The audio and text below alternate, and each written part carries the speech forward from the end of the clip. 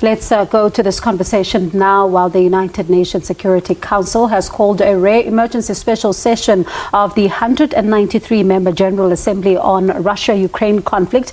Of course, this comes as ceasefire talks begin at the Belarus border amid a diplomatic campaign by Western allies to isolate Moscow. Of course, this is, a situation that is continuing to unfold. Ukraine President Volodymyr Zelensky calling the next 24 hours very crucial for Ukraine, saying that this is going to, be one of those moments where, of course, Ukraine is going to have to really try and get those Russian forces to really be out of their country. So this, of course, is a conversation that is, of course, going to take place. But let's take you then to the General Council at this moment.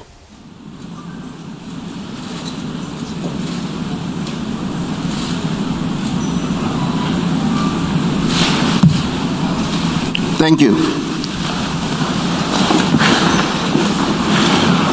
I should now like to draw the Assembly's attention to Rule 63, which states, notwithstanding the provisions of any other rule and unless the General Assembly decides otherwise, the Assembly, in case of an emergency special session, shall convene in plenary meeting only and proceed directly to consider the item proposed for consideration in the request for the holding of the session, without previous reference to the General Committee or to any other committee. The President and Vice Presidents for such emergency special sessions shall be, respectively, the Chairman of those delegations from which were elected the President and Vice Presidents of the previous session. I shall repeat the first part of that rule. Notwithstanding the provisions of any other rule and unless the General Assembly decides otherwise. If there is no objection, I shall take that the General Assembly will proceed accordingly. It is so decided.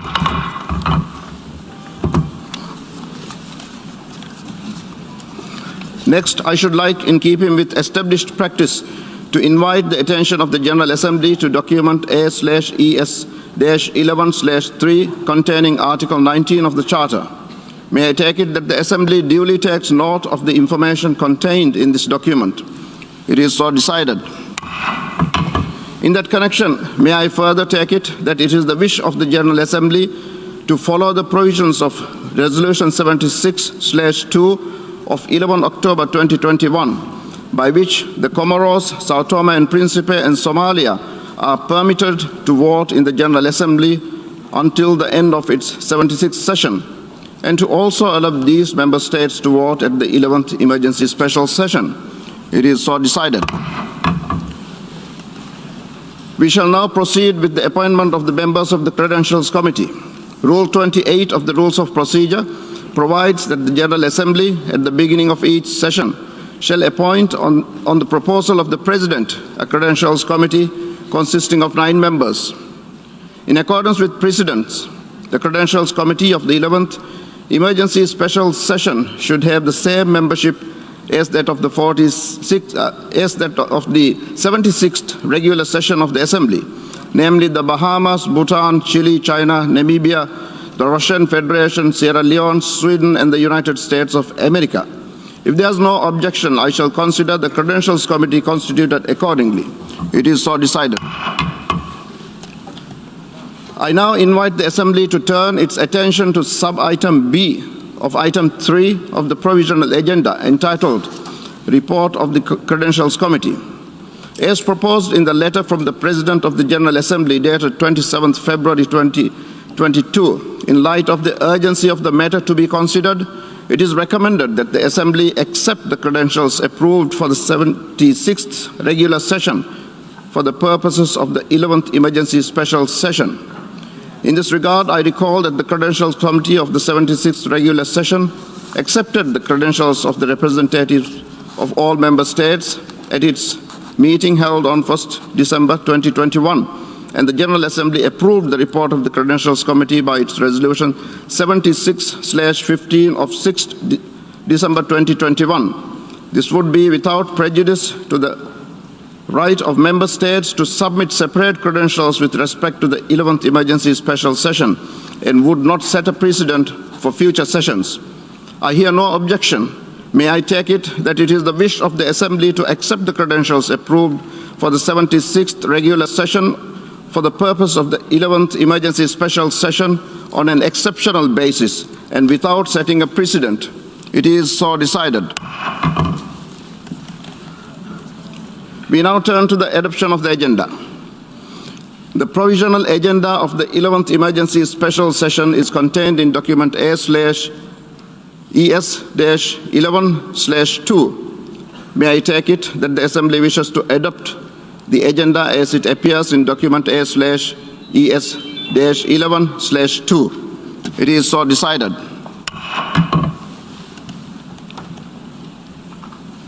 The Assembly will now consider agenda item 5, entitled Letter dated 28 February 2014 from the Permanent Representative of Ukraine to the United Nations, addressed to the President of the Security Council, document S/2014/136.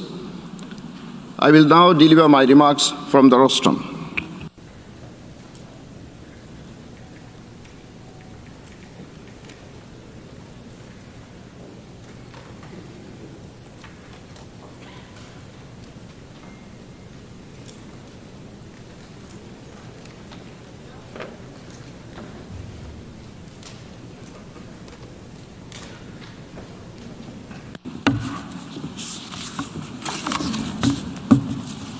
His Excellency Antonio Guterres, Secretary General of the United Nations, Excellencies, distinguished delegates. We are all gravely concerned about the fast deteriorating situation and ongoing military action in Ukraine. As I emphasized last week, the military offensive by the Russian Federation is a violation of the territorial integrity and sovereignty of Ukraine and is inconsistent with the Charter of the United Nations. Today, I renew my call for an immediate ceasefire, for all parties to exercise maximum restraint, and for a full return to diplomacy and dialogue. The convening of this 11th emergency special session of the General Assembly, rooted in the Charter and mandated in Resolution 377A5, entitled Uniting for Peace, is a new opportunity to ensure that the leadership of the United Nations is up to the expectation of the people we serve on matters related to peace and security.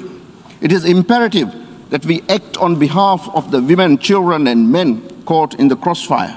It is imperative that we pursue all available channels to contain the situation, to de-escalate tension, and to seek peaceful resolution in accordance with international law and the principles of the United Nations Charter. I welcome the announcement by the Secretary General on Friday that 20 million from the Central Emergency Response Fund will be allocated to the humanitarian crisis in Ukraine. The humanitarian consequences on civilian population, in particular women, children, the elderly, and other vulnerable groups, will be devastating. The mass exodus of refugees, including foreign nationals, numbering over 500,000 from Ukraine to the eastern edge of the European Union, has showed no signs of stopping. Checkpoints at the borders of Poland, Hungary, Slovakia, Romania, and the non-EU members Moldova have turned into choke points. I encourage member states to support humanitarian initiatives as they become available. My dear friends, there are no winners in war, but countless lives are torn apart. To that effect, security and access for humanitarian efforts must be guaranteed. Excellencies, the United Nations Charter, drafted so soon after the Second World War, is based on the principle of sovereign equality. It outlines a world where member states settle their international disputes by peaceful means, without the threat or use of force. The ongoing military offensive is inconsistent with this. It is an affront to the founders of this organization and everything it stands for. The violence must stop. Humanitarian law and international humanitarian law must be respected, and diplomacy and dialogue must prevail. Excellencies, my dear colleagues, in April 1946, the League of Nations dissolved and in 26 years of the existence of an organization which ultimately had proven incapable of preventing the outbreak of the most destructive war in human history. It was the League's failure to provide a mechanism for the enforcement of the international collective security that exposed its most fatal flaws. The Right Honourable Viscount Robert Cecil, one of the original architects behind the League of Nations, in his final eulogy to the League said, "The League is dead. Long live the United Nations." We are now in the 76th year of the existence of the United Nations. Let us remind ourselves that we founded the United Nations to maintain international peace and security, and to that end, to take effective collective measures for the prevention and removal of threats to peace, and to bring about by peaceful means and in conformity with the principles of justice and international law, adjustments or settlements of international disputes or situations. Yesterday, a rare window of opportunity opened up for dialogue. As we convene here in the General Assembly, negotiators from both sides are holding talks in Belarus. This offers a ray of hope. We pray that these talks will calm down tempers and pave way to peace. Excellencies, dear colleagues, the General Assembly, with its 193 member states, represents the collective conscience of humanity. The strength of this assembly is rooted in its moral authority. Let us demonstrate that moral courage and use today's debate not to whip up rhetoric, not to whip up war rhetoric, but to give peace a chance. Let us ignite the fire of love, humanity, compassion, and hope. Guns are better off when knotted. Let peace prevail. I thank you.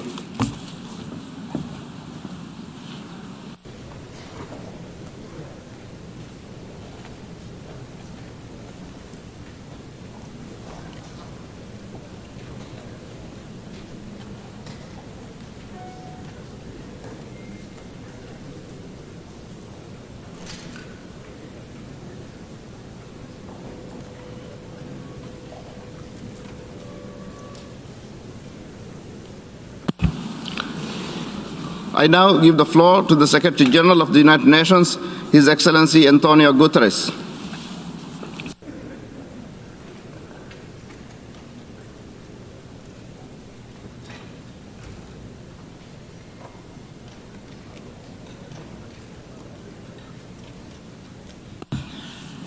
Mr. President of the General Assembly, Excellencies, the fighting in Ukraine must stop. It's raging across the country from air, land, and sea. It must stop now. Russian missile and air bombardments have been pounding Ukrainian cities day and night. The capital, Kyiv, is encircled from all sides.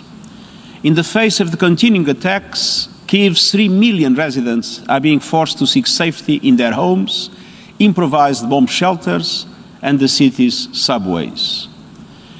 The Ukrainian government has distributed a meaningful number of arms to the population with the stated objective to participate in the defense of the country. According to UNHCR, 500,000 Ukrainians have fled across the country's borders.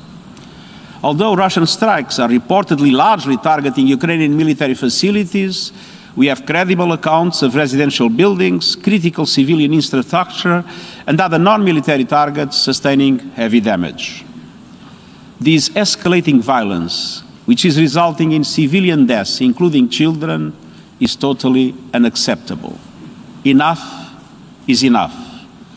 Soldiers need to move back to their barracks, and leaders need to move to peace. Civilians must be protected. International humanitarian and human rights law must be upheld. The sovereignty, independence, and territorial integrity of Ukraine within its internationally recognized borders must be respected, in line with General Assembly resolutions. Mr. President, we are facing a tragedy for Ukraine, but also a major regional crisis with potentially disastrous implications for us all. Yesterday, Russian nuclear forces were put on high alert. This is a chilling development. The mere idea of a nuclear conflict is simply inconceivable. Nothing can justify the use of nuclear weapons. Mr. President, we face what could easily become Europe's worst humanitarian and refugee crisis in decades, with the numbers of refugees and internally displaced multiplying by the minute. I am grateful for the compassion, generosity and solidarity of Ukraine's neighbors who are taking in those seeking safety. It is important that this solidarity is extended without any discrimination based on race, religion or ethnicity. The neighboring countries will need all our support in the days and weeks to come. The United Nations will continue to assist with these efforts. Mr. President, on Saturday, I spoke with President Zelensky and assured him that the United Nations would not abandon the Ukrainian people and conveyed our determination to enhance humanitarian assistance. Even before the events of the past week, the UN was providing some 3 million people on both sides of the contact line with humanitarian assistance. The United Nations is now working 24/7 to access humanitarian needs and scale up the delivery of life-saving support to many more people desperate for protection and shelter, particularly women and children, elderly people, and those with disabilities. We are fully committed to staying and delivering for everyone affected by this deadly conflict across the country. Some of our personnel are expanding existing programs, and others are preparing new operations to get help to those who need it fast. I want to highlight 3 concrete actions. First, I've allocated $20 million from the Central Emergency Response Fund to support emergency operations along the contact line in the eastern oblasts of Donetsk and Luhansk and in other parts of the country. These will allow us to help more vulnerable people get the basics, shelter, food, water and health care as soon as possible. Second, I've appointed Amin Awad as the UN Crisis Coordinator for Ukraine. He will liaise with the government and with all relevant actors on the ground, supported by the resident and humanitarian coordinator and the UN country team. At the same time, we are bringing together partners in and outside the country and surging personnel into the country. Third, tomorrow we will launch 2 coordinated emergency appeals for Ukraine and the region. One that addresses escalating humanitarian needs inside the country, including rising internal displacement, and another that responds to the needs of people crossing international borders to seek refuge in countries neighboring Ukraine. As we ramp up our efforts, it is essential that the safety and security of UN and associated personnel in Ukraine are protected in accordance with international law, and that humanitarian access to vulnerable people and communities is guaranteed.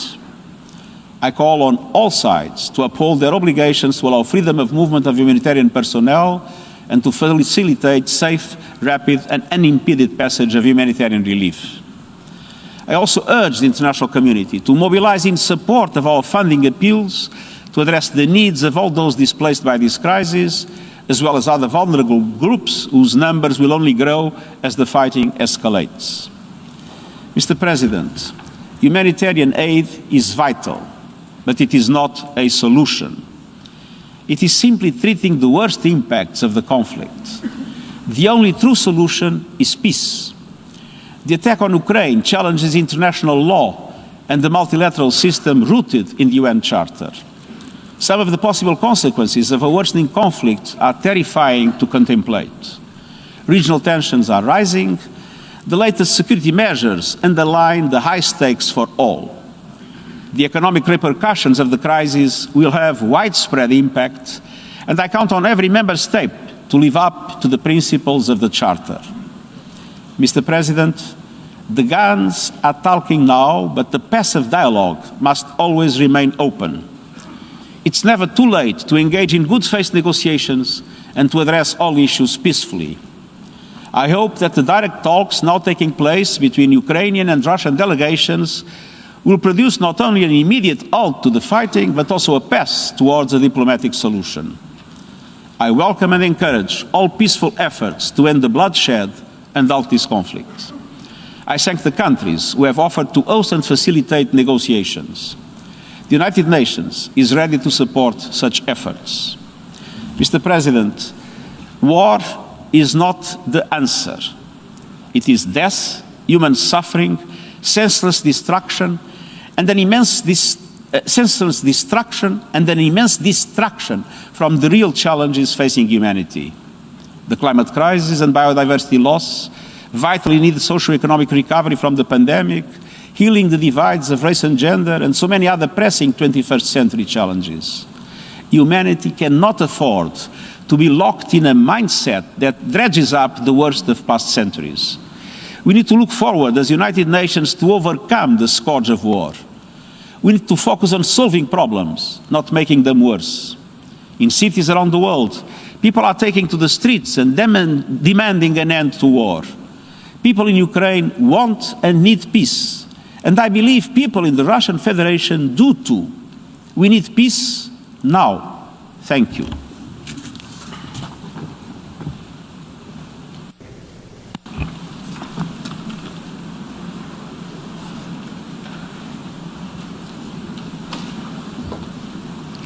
I thank the Secretary General for his statement.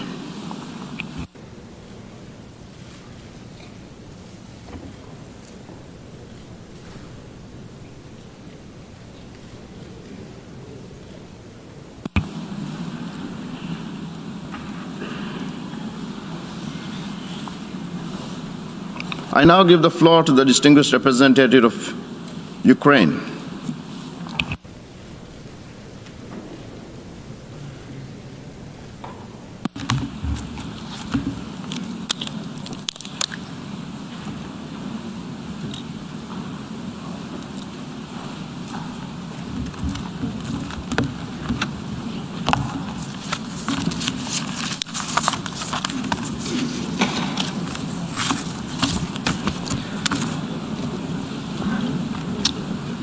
Mr. President, Secretary General, for the first time since the United Nations was born, there is a full-fledged war in the center of Europe. Everyone in this hall and everyone in the world knows that Russia, and Russia alone, started this invasion now facilitated by Belarus. This war was not provoked. It was chosen by someone who is right now sitting in the bunker. We know what happened with the person who sat in the bunker in Berlin in May 1945.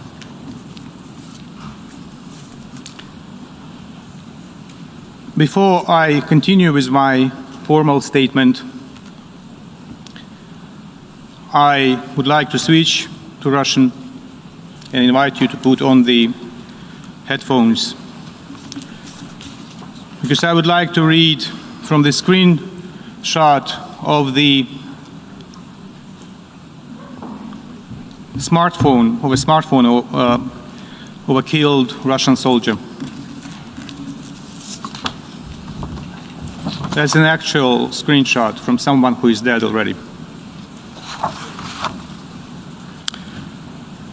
Лёш, ты как? Почему так долго не отвечаешь? Вы точно на учениях? Спрашивает мать убитого солдата.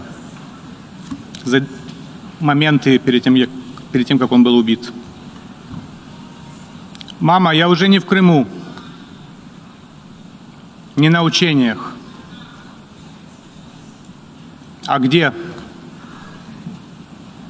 Папа спрашивает, можно ли тебе послать посылку.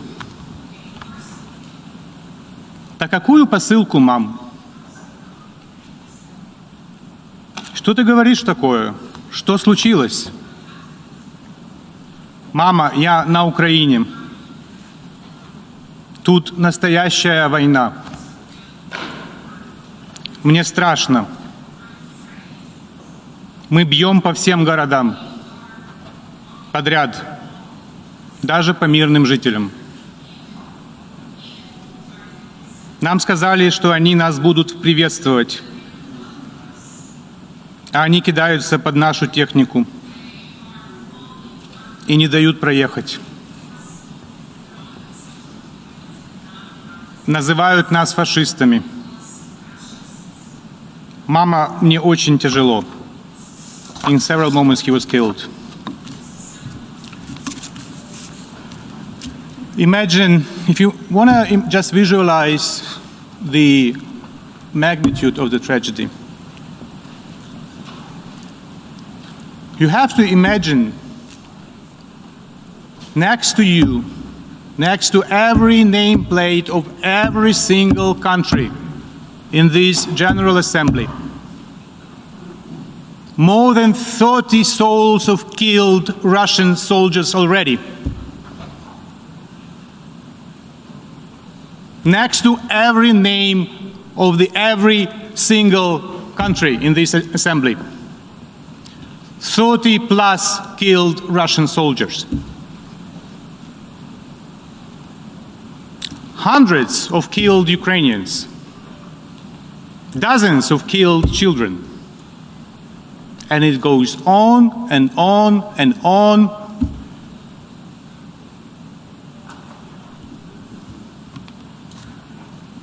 So just imagine those killed people next to you when you will listen to my formal statement.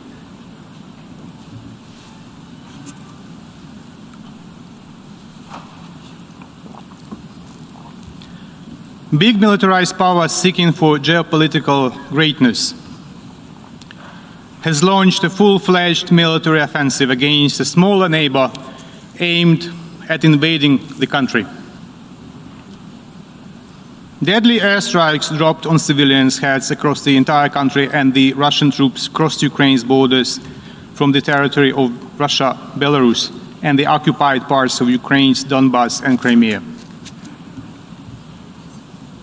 Does it remind you of something, doesn't it? Indeed.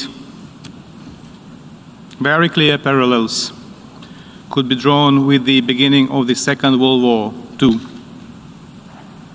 And Russia's course of action is very similar to what their spiritual mentors from the Third Reich employed on the Ukrainian land 80 years ago. Just one, the most recent example of human sufferings, example of war crime. As all of us were on our way to the General Assembly today, the Russian army shelled with Grad multiple rocket launcher systems the residential areas of the city of Kharkiv, the second biggest in Ukraine. Innocent civilians have been killed and wounded. The exact numbers is very difficult to estimate because of the warfare, while the negotiations are still underway at the border with Belarus. We therefore express our gratitude for overwhelming support that made this decision on the emergency session possible. We are grateful to the President of the General Assembly for his taking care of this idea well in advance. We appreciate the engagement of the UN Secretary General, who has taken a very strong stance in support of peace, in support of the UN Charter.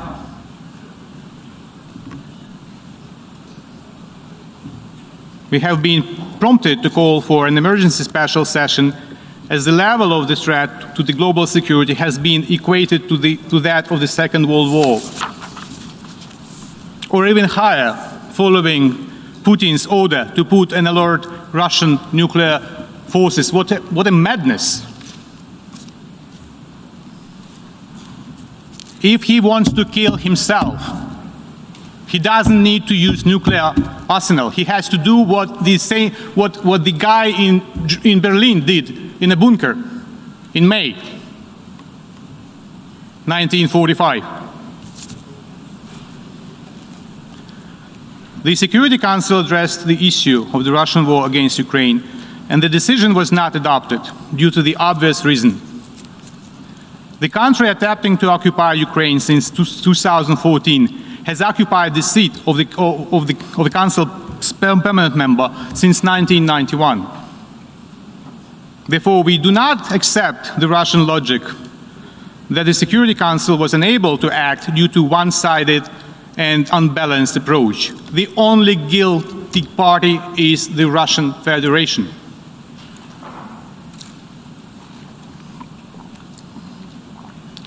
Distinguished delegates, Russia uses all its military potential to attack Ukraine and has begun redeploying reserve units on the border with Ukraine.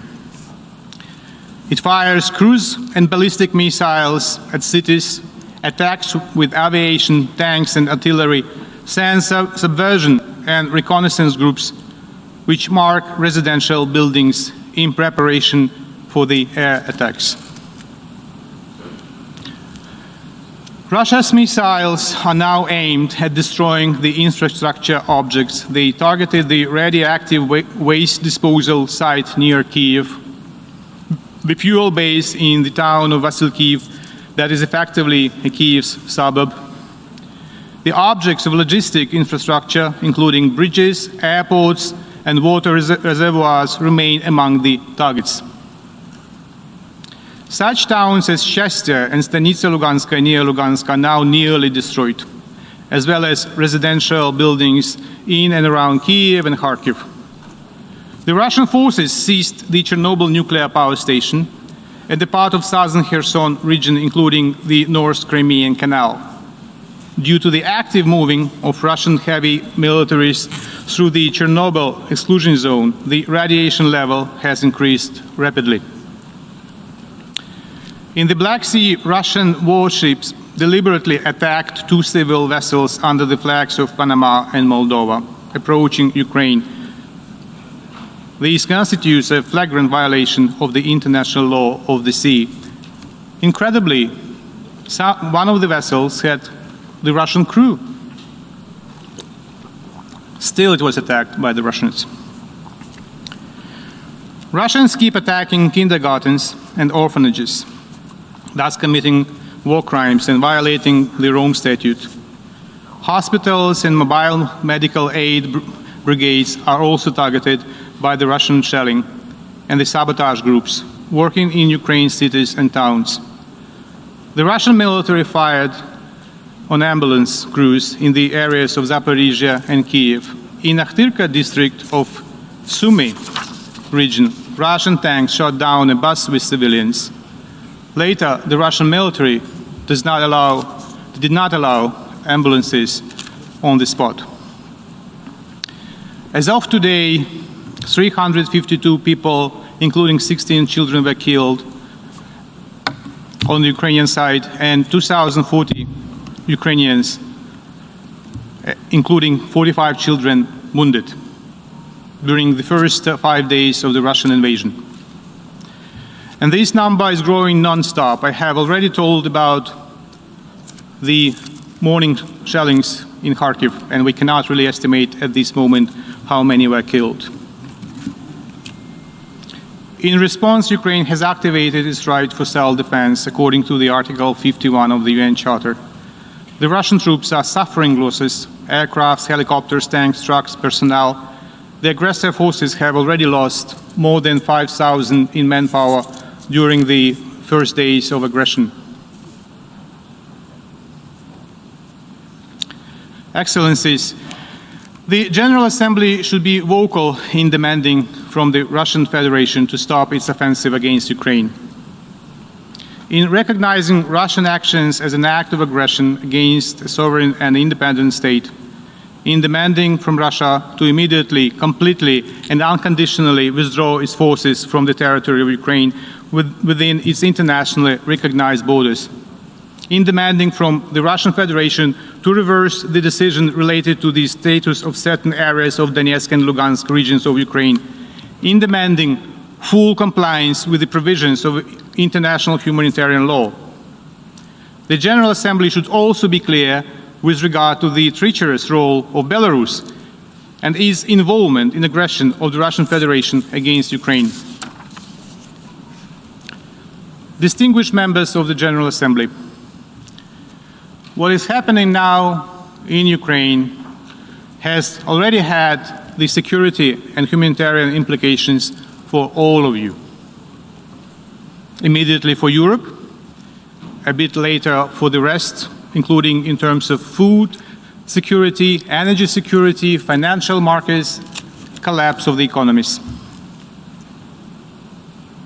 Last September, my president said, while delivering his statement at the high-level segment of the 76th session of the General Assembly, and I quote, "I understand that criticism of the UN is often heard, but we criticize ourselves."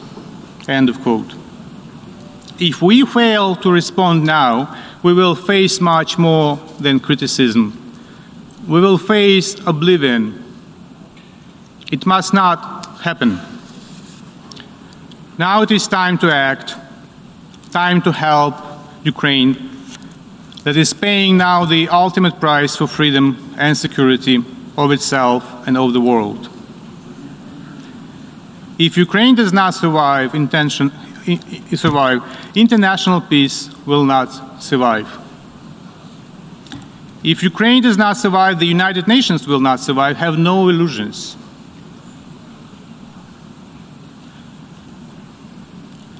If Ukraine does not survive, we cannot be surprised if democracy fails next. Now we can save Ukraine, save the United Nations, save democracy, and defend the values we believe in and that Ukrainians are fighting for and paying with their lives. The Russian delegate will speak shortly. Putin has done everything to delegitimize the Russian presence in the United Nations. But I wonder if the Russian presence in the United Nations has ever been legitimate. I wonder if ever this assembly voted in accordance with paragraph 2 of Article 4 on admission of the Russian Federation to the United Nations, either in December 1991 or in January 1992, or wherever thereafter. I want to ask the delegates whose countries voted for admission of the Russian delegation to the United Nations to raise their hand, to confirm that Russia was admitted to the United Nations according to the Charter. Please, gentlemen, ladies and gentlemen, please raise your hand if your country voted in the formal session of the General Assembly in reply to the letter by President Yeltsin dated December 24, 1991, when he told the United Nations that Russia would like to be a continuator state of the demised Soviet Union. Anyone? Shall I put my glasses if my vision fails me and I don't see any hand raised? Any country? Anyone voted for Russian membership? I leave you with that and think about it when you listen to the Russian delegate.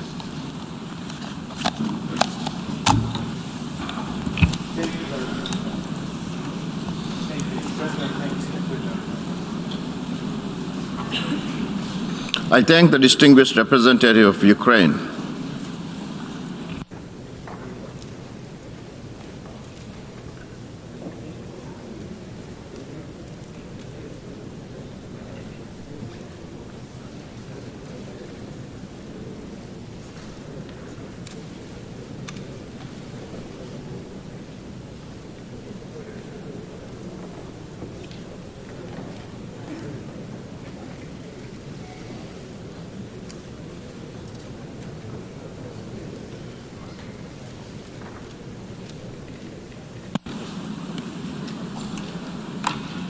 I now give the floor to the distinguished representative of the Russian Federation.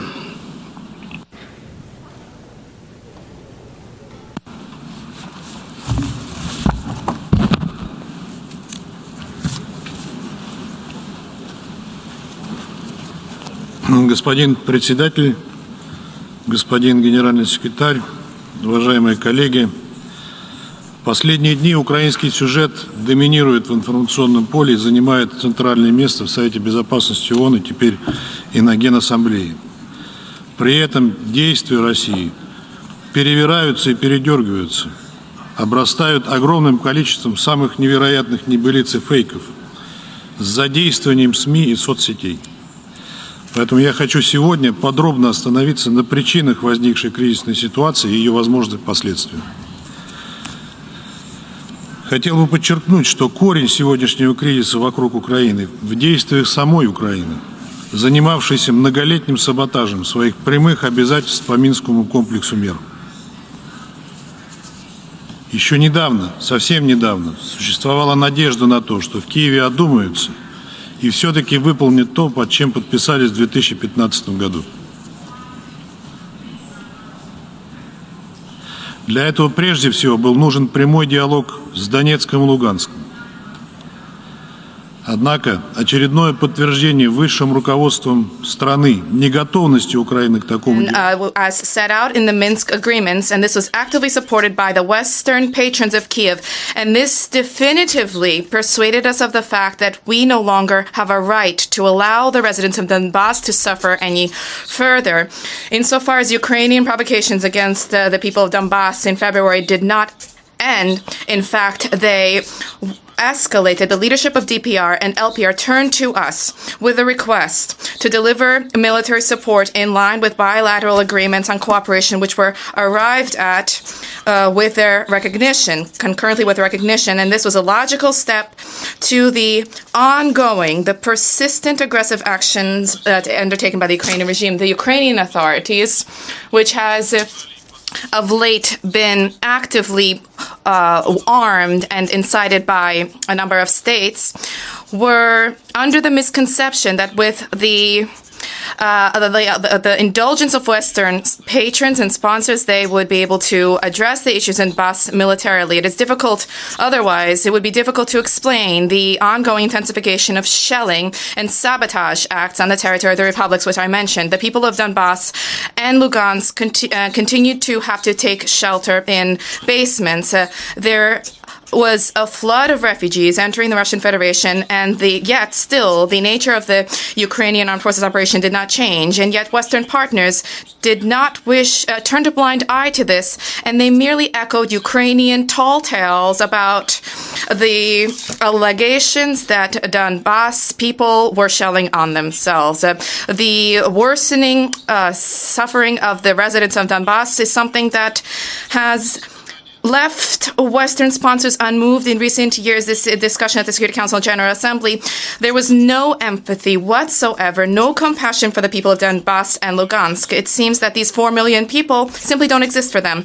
And as a result, the ongoing threats targeting the people of LPR and DPR, given the lack of prospects for addressing the problems in the area under the Minsk operations due to the failure to fulfill them, the Russian president took a decision for a special military operation to be carried out in Donbass. Occupation of Ukraine is not part of these plans. The goal of the special operation is to protect the people who for 8 years were subject to torment and genocide by the Kiev regime. To that end, there's a need to demilitarize and denazify Ukraine.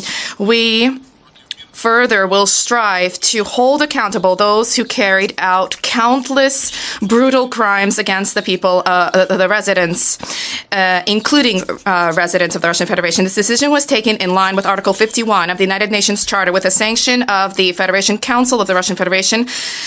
In pursuant of the Agreement on Friendship and Cooperation with DPR and LPR, I wish to recall further that the principle of sovereignty and territorial integrity of states is something which we are being accused of breaching vis-a-vis Ukraine. The Declaration on Principles of International Law on Friendly Relations Between Peoples was adopted in 1970, and it needs to be unstintingly complied with respect to states, I quote, conducting themselves in compliance with the principle of equal rights and self-determination of peoples as described above, and thus possessed of a government representing the whole people, belonging to the territory without distinction as to race, creed, or color. End of quote. Today's government of Ukraine is no such government.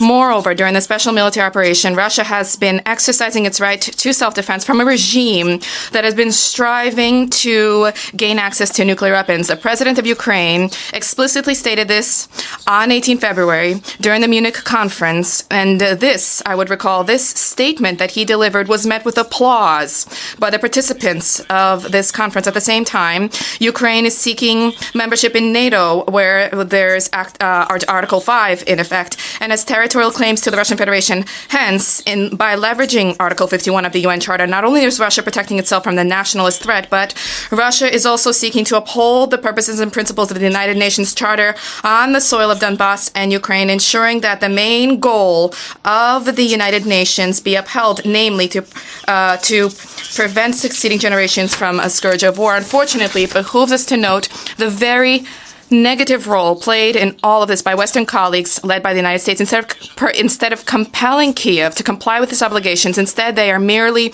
inciting Kiev, egging it on, repeating the senseless mantra that their obligations and the Minsk agreements are not being complied with the Russian Federation, which I should like to recall and emphasize, the Russian Federation is not a party to it. Moreover, our Western colleagues have shamelessly inundated the country with weapons, have sent to the country instructors, and effectively incited Ukrainians who are facing a 120,000 strong military contingent prompted them to engage in armed provocation against the Donbass. Thereby, the Western countries have created a bubble that cannot but pop. Distinguished colleagues, discussing today, in this discussion, it behooves us to note that back in 2008, a Russian president at the NATO Bucharest Council cautioned that members of NATO should think 3 times before proudly stating that Ukraine and Georgia will join NATO, and this was portrayed as some kind of a great compromise, which was immediately met with action plans undertaken in Ukraine and Georgia to join the alliance. At the same time, in 2014, there was a brutal anti-constitutional coup which took place in Kiev, as a result of which nationalists and radicals seized power. And their policy was to create an anti-Russia in Ukraine and to ensure that it join NATO. And I will revisit that. For us, Ukraine joining NATO is a red line. First and foremost, from the military strategic level, the deployment of NATO infrastructure in that country would compel us to adopt measures in response, and this has placed us at the verge of conflict. For this reason, in December 2021, we proposed that agreements be arrived at with the U.S. and NATO for security assurances to be provided to the Russian Federation. However, our extended hand was unceremoniously rebuffed by Americans and NATO representatives. It was proposed that we continue to discuss secondary issues without consideration of our concerns. Moreover, the question was not addressed as to how the freedom of choosing alliances as set out in the OSCE aligns with the principles of indivisibility of security, which is of great importance to us. Probably many of you wonder what should be done now and what role can the United Nations play in addressing the Ukrainian crisis. We believe that the UN can and should play its role, help to bring the stakeholders' positions closer together and to eradicate the causes of conflict. The key role here, according to the Charter, should be played by and lies with the Security Council. However, attempt to calmly discuss this issue is something our partners did not deign to undertake. For this reason, the Russian Federation on 25 February voted against the anti-Russian and anti-Ukrainian draft resolution of the Security Council. It is anti-Russian, this document. There's no need to explain why. It suffices to have a cursory glance at the document. Why is it anti-Ukrainian, the document? Because this document, beyond any doubt, is inconsistent with the root interests of the Ukrainian people insofar as it is an attempt to salvage and to cement in Ukraine those authorities who brought the country to the brink of tragedy. And this tragedy has been ongoing for 8 years now. The main reason for our negative vote was not what was in the draft, but what was not included in the draft. If the sponsors were to attempt to make it even remotely balanced, then they would not have left out issues that need to be addressed in the context of the Ukrainian issue. Specifically, what was unaddressed was the way that the anti-constitutional coup in Ukraine, in Kiev, in February 2014, resulted in the Maidan junta seizing power and using it against the residents, shelling civilian areas with artillery pieces and multiple rocket launchers, and raining bombs on the people of Donbass and Lugansk. What was unaddressed was how the Ukrainian authorities, with the tolerance and indulgence of Western sponsors, consistently and cynically shirked their obligations to implement the Minsk agreement. At the same time, at the line of contact, Ukrainian death squads, first and foremost comprised of neo-Nazi and radical elements, methodically, day after day, shelled the residential areas of DPR and LPR, killing women, children, the elderly. This is ongoing today. How can we fail to mention the fact that the Ukrainian nationalists have been perpetrating crimes for all these 8 years? The protesters against Maidan and Odessa were burned alive.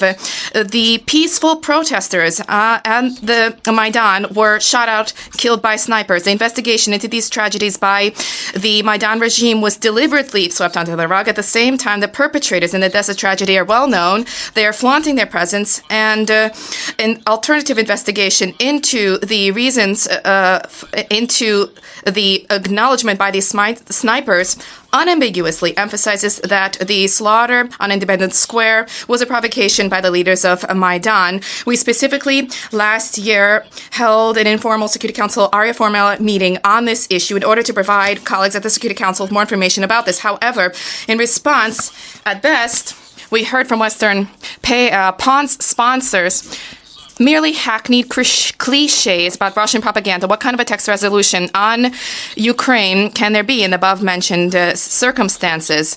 There's a need to ensure that there was a need for the text to have a frank assessment of the role in inflating the Ukrainian crisis played by Western colleagues who not only were present in the Minsk negotiations, but effectively gave Kiev carte blanche to carry out any actions or steps that would be unthinkable for any civilized states. With tales being spun about the triumph of democracy in Ukraine, the Maidan authorities and nationalists engaged in, with impunity, murdering political opponents, persecuting opposition, shuttering opposition television outlets, where there could be some relatively objective information provided. 6 of those television channels were shuttered under Zelensky alone. And how could we fail to mention the fact that the country was flooded with weapons, which were then turned on peaceful civilians in Donbass? The responsibility for what is taking place right now lies at the feet of the current Ukrainian leadership as well as our Western colleagues. Today,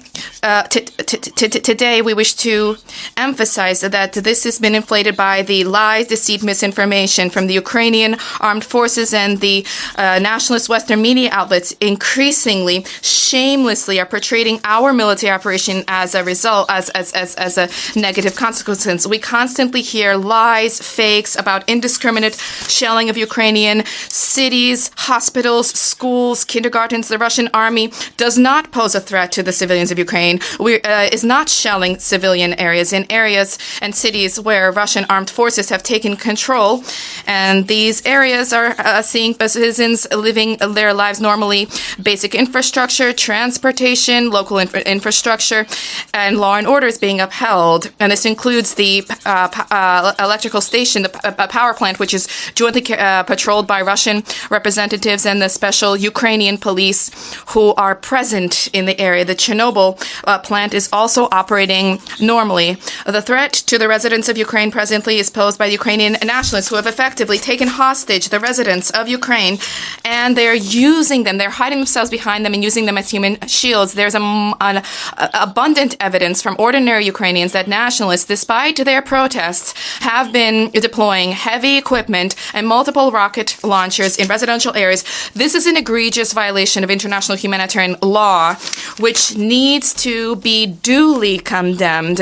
Effectively, this is the same tactic that is being used by ISIL terrorists. All of the responsibility for the possible repercussions lies at the feet of the Maidan regime. The residents of Ukraine are also threatened by the unfettered, uncontrolled radical elements giving to all of those who wish, including criminals who have specifically been released from prison. They are now receiving weapons, and the looters and marauders and criminals are now using them to target civilians. There is sufficient and abundant evidence of this from residents of Kiev and other cities. This demonstrates the recklessness of Ukraine authorities vis-a-vis their women. Just now, we received a letter from the Ukrainian human rights civic organization, the Social Policy and Social Protection Institute, under the name of Irina Berezhna. For 8 years, this body has been informing international structures about how the neo-Nazism was born and proliferated in Ukraine, and how it has been and continues to be held at the state level. I briefly quote today. The apogee of the recklessness and lawlessness of neo-Nazis in Ukraine was that condemned criminals have been released from prison. They have carried out grave crimes, murders, etc. Only in Kiev, those who are willing receive 25,000 machine guns without any documentation. Killings, looting, crime is ongoing. Those so-called territorial defenders of Ukraine shot at a car, killing parents and a young girl. 2 children are in hospital, critically wounded. The former acting president, following the unconstitutional coup in February of 2014, Turchinov, called on all citizens who are not indifferent to slaughter Russians throughout the territory of the country. And this, despite the fact that the most recent document for Ukraine in 2019 sets out that almost 17%, and actually far more people are Russian there. Now, against the Russian Federation in social networks, an information war has been unleashed insofar as evidence of destruction of civilian infrastructure by a Russian military does not exist. Ukrainian attacks and accidental attacks bear out the fact that Ukrainian nationalists are carrying out this violence. Social networks have training manuals about how to create fakes to taint our military operation. Throughout Ukrainian social networks, there are 1.2 million such pieces of fake news, and the correspondence that was read out by the Ukrainian ambassador, that conversation that was read out is also a part of these facts, and these fakes, and this is well known. We also did not support the draft resolution for this issue to move from the Security Council and be addressed by the General Assembly special session today. We were guided by the fact that this measure proposes that we register that the Security Council failed to uphold its main responsibility for the maintenance of international peace and security, and at the same time, there was not even a hint at an attempt to find a constructive solution at the Security Council. Attempts to circumvent the position of the Russian Federation, to disregard the position of the Russian Federation, runs counter to the very bedrock of the United Nations. There's a need to find common ground, regardless of our Western partners' attempts to avoid this, including when they disregarded our legitimate concerns in connection with NATO policy and Western countries' breach of the core principles of the OSCE on indivisibility of security. To conclude, Mr. President, I I wish to state that the Russian Federation did not begin these hostilities. The hostilities were unleashed by Ukraine against its own residents, the residents of Donbass, and all of those who are dissenters. Russia is seeking to end this war. Thank you. I thank the distinguished representative of the Russian Federation.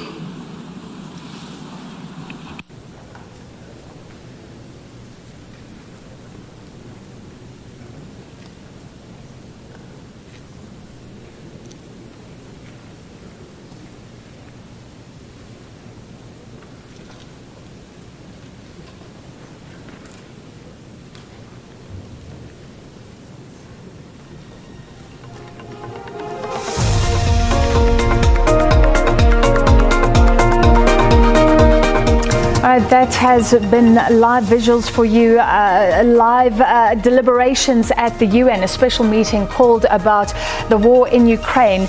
And the Russian ambassador mentioned the phrase, their information war, and that's what it really is now. Seeing the two sides and the way they're framing issues, and they're framing them very differently. So there has been a separatist fight in parts of Ukraine. Ukraine would say that is people trying to break up the country. They have a right to put that down in Donetsk and Luhansk. But the Russian ambassador talking there, of course, Russia has declared those territories or recognized them as countries, saying that the people there need protection. And both sides talking about these horrific acts, these atrocities and fighting.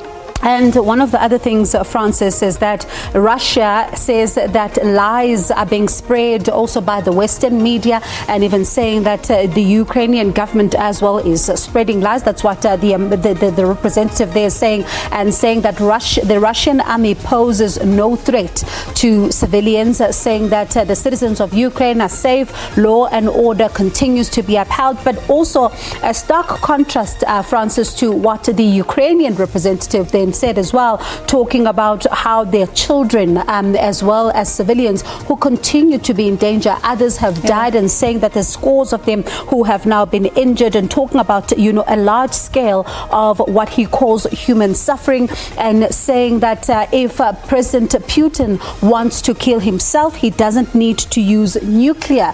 And really this talks to President Putin putting nuclear forces on high alert. So both sides referencing Nazism in relation to their enemies, which is very interesting. And of course the Nazis were geniuses when it came to propaganda. I think propaganda experts will be interested in what's happening right now. Earlier, the UN chief, Antonio Guterres, saying, by the way, that nothing could justify the use of nuclear weapons, and that would just be inconceivable if the conflict escalates.